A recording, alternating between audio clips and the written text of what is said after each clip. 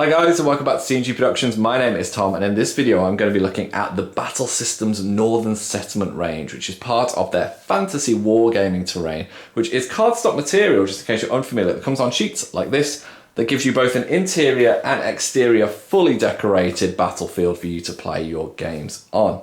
Now, if you've seen our videos before, we have previously looked at the Fantasy Village, which came with the Kickstarter, which you can also buy now. And we've also looked at the Urban Apocalypse terrain. It's worth saying Battle Systems also do a sci-fi range, which goes hand in hand with their Wargame core space, which is a really, really fun system. But this one in particular, this Northern Settlement, has been deliberately designed for things such as Lord of the Rings, Song of Fire and Ice, Frostgrave, you name it, anything that's got this kind of thatched vibe you've definitely got going on. Even the new Elder Scrolls game, is it Call to Arms, I think it's called?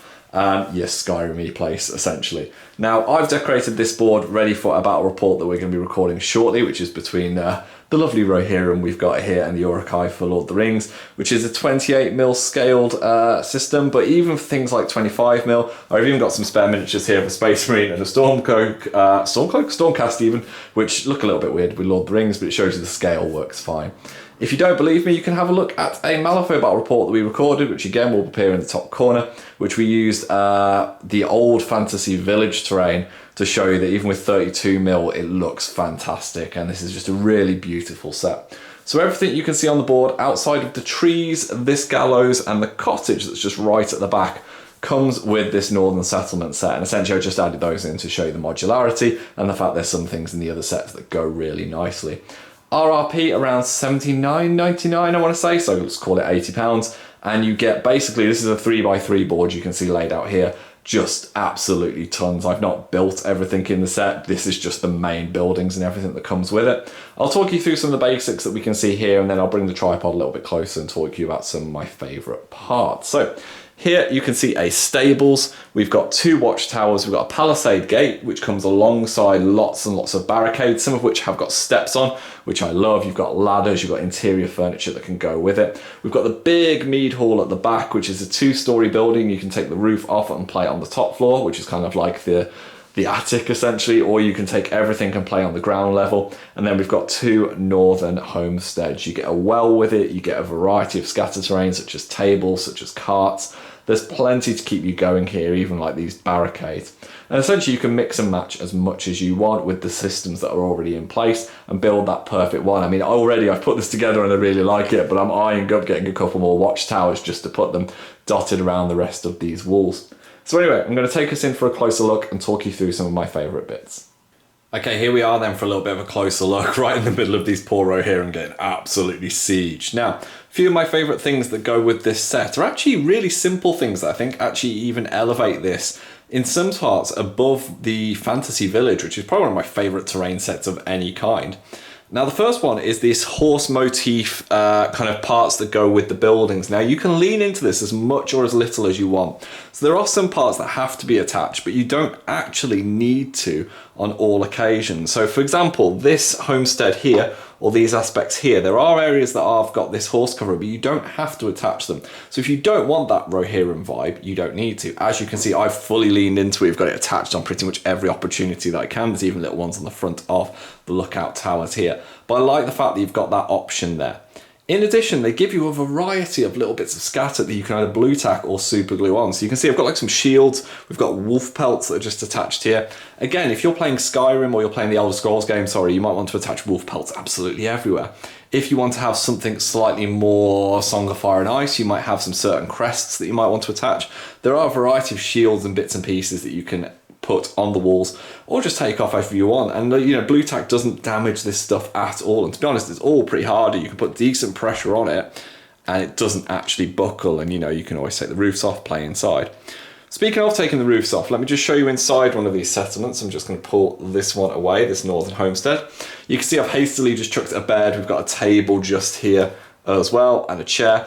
They all do come with flooring that covers this. In fact, they actually probably give you more flooring and more basing areas than you have in other sets. So for example, these stone surrounds here, which actually really do make a difference. It sounds really simple, but when you put this stuff on like a plain grass mat, if you just put the buildings down, it doesn't really look fully natural. But actually, as soon as you start to get these stone surrounds, like around the stables here, it adds that sense that this is a lived-in place. It breaks up the connections between the building and the battle map that you're using. Similar to this one with the snow, it shows that at least we've got some separation. They give you tons of these. There's one just hidden around here. There's about 4 or 5 sets I've not used, so you could even put it all the way around the mead hall. And that's really, really handy. So you can either break certain sections off to make it more cobbled or more damaged, or you can keep it whole. And the other thing they've done, which is really clever, if they've designed them so that actually these struts here sit inside, so there are holes that you can punch out. So when you want to move the building around, the flooring doesn't come separate, it kind of pulls along with it, which I really, really like. Second aesthetical thing that I think is aesthetical, that's not even a word, but I'm going with it, is these thatch roofs. They're really, really cool. So the Battle Systems Fantasy Village terrain essentially has a roof that goes here, and then you've got a crossbar that you have to slide in. And some of those connections are a little bit tight, but it kind of adds that aesthetic of these kind of more built up cosmopolitan buildings. These don't. These are essentially 2 card pieces that just slot into each other to create this thatch roof. And actually I like the kind of more rugged and rundown edging that goes with it as well. It just gives you that sense of that kind of slightly more tribal settlement, shall we say. Another thing I really like are the watchtowers. They come with torches, as I said, the pelts. You've got a variety of tall ladders that you can attach to them. So there's just one here. And I really like the fact that these palisades also have steps that you can put warriors on. And these are all optional. You don't have to put the steps on. You could just have them as plain walls like this one here. But I just love the little bit verticality in, you know, terrain is what makes a huge difference. And, you know, when we're recording battle reports, we don't tend to use the internal parts of the buildings. If you're playing D&D, by all means do, but we tend to use these as solid objects. So any other opportunities that we've got for warriors to climb stuff and get an advantage just adds to that really, really wonderfully.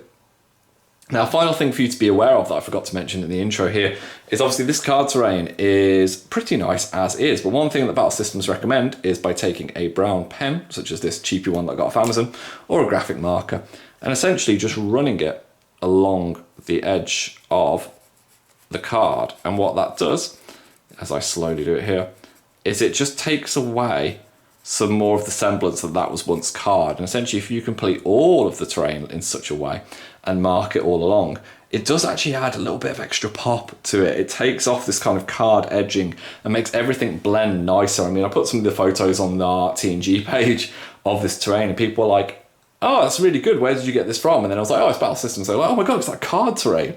It's easy to see when you've got the camera like this, but, you know, just as a normal photo, some of this really doesn't look like card terrain at all. And even when you've penned it even further, it just takes away any of that edging.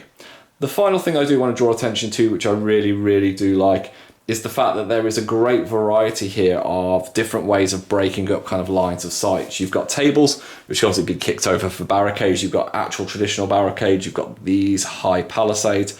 You've got a variety of fences, such as the ones that are just at the back of the stables there. I like that. I like that additional variety. You've not just got blocking terrain, you've got things that can conceal people as well. And I like the thought that's gone into it. I think if you wanted to upgrade this further and you wanted to add any things, I think the gallows is obviously a really nice addition. This cottage came with the village set. I think you just get an extra couple of homesteads. If you want to do a 4x4 map, you literally only need a couple more homesteads, maybe some more walls and towers. And I think you've got a really dense battlefield, but you could take half of this away. And you've probably still got a decent enough battlefield for something like Age of Sigmar or, like, you know, 40k if you're on an old savage world. So yeah, I think, you know, it's one of those things with the channel. If it's not appearing on the channel, I probably don't like it. And this is something that is going to be popping up plenty. I am more than impressed with the quality and the innovation that goes into this. It's been nice to watch the company kind of grow and develop their techniques. And I think at this stage, if I was a new player or if I was running a club, I'd literally just drop the 200 quid or so and buy like 3 sets of this stuff, because it is more than enough to keep you going. There's more than enough replayability for different game systems.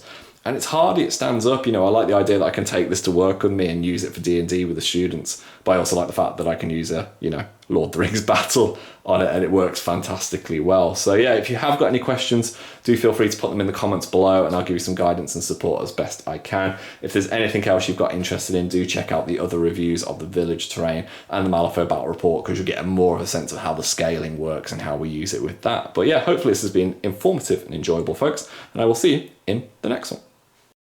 Hi guys, thank you very much for watching our content. It means the world to us. If you'd like to see some more videos, they should be over here. And if you'd like to support our channel, keep these lights on. You can find links to our Patreon and merchandise in the description below. See you later.